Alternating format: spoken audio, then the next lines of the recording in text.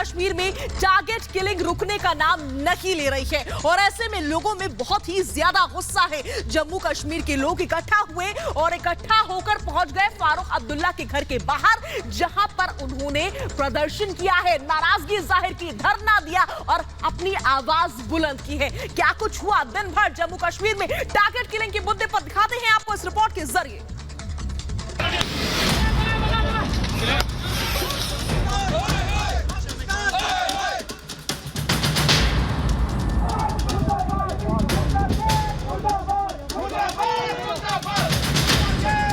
प्रशासन और भारत सरकार पूरी तरह से उनके साथ है और उनकी समस्याओं का मुकम्मल समाधान किया जाएगा।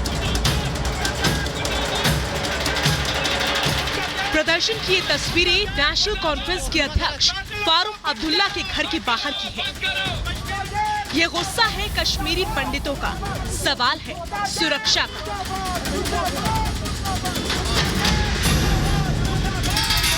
बीते दिनों हुई राहुल भट्ट की हत्या के बाद से ही कश्मीरी पंडितों में सुरक्षा को लेकर गुस्सा है, जिसको लेकर जम्मू कश्मीर के शहर शहर प्रदर्शन हो रहे हैं।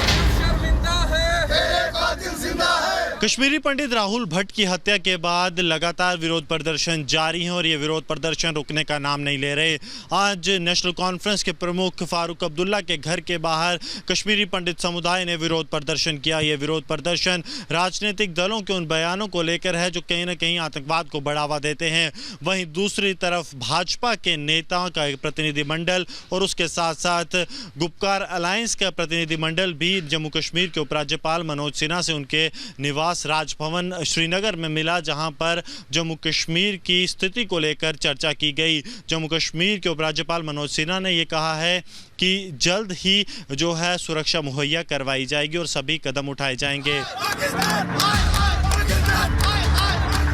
कश्मीरी पंडितों का ये गुस्सा टारगेट किलिंग और सुरक्षा को लेकर है। कश्मीरी पंडितों ने नेशनल कॉन्फ्रेंस के नेता फारूक अब्दुल्ला के घर के बाहर प्रदर्शन करते हुए अपनी सुरक्षा पर सवाल उठाया, साथ ही फारूक अब्दुल्ला के खिलाफ नारेबाजी की।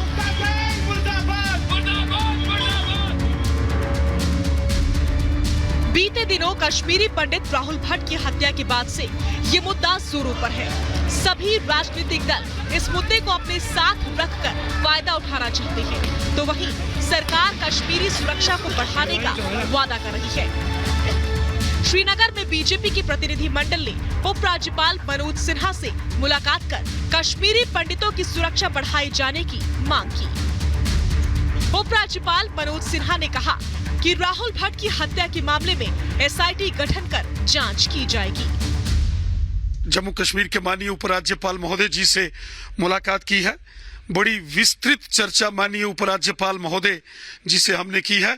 कश्मीरी पंडित समाज के वो सभी सरकारी कर्मचारी जो कश्मीर घाटी में काम कर रहे हैं, उनको सुरक्षित जगहों पर उनका स्थानांतरण किया जाए। मैं उम्मीद करता हूं कि हमारे कश्मीरी पंडित भाई जो पीएम पैकेज में लगे हैं, उनसे मैं निवेदन करना चाहता हूं कि वो थोड़ा धैर्य रखें। प्रशासन और भारत सरकार पूरी तरह से उनके साथ है और उनकी समस्याओं का मुकम्मल समाधान किया जाएगा।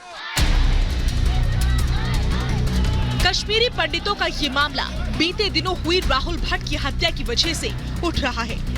आतंकियों ने राहुल भट्ट को दफ्तर में घुसकर गोलियों से भून दिया था, जिसके बाद भट्ट की हत्या हो गई थी। मामला गरमाया और जम्मू कश्मीर समेत पूरे देश में आतंकियों के बढ़ते मंसूबों के खिलाफ गुस्सा भी बढ़ने लगा।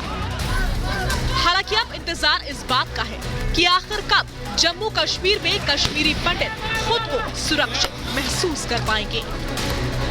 Bureau report, Republic Bharat.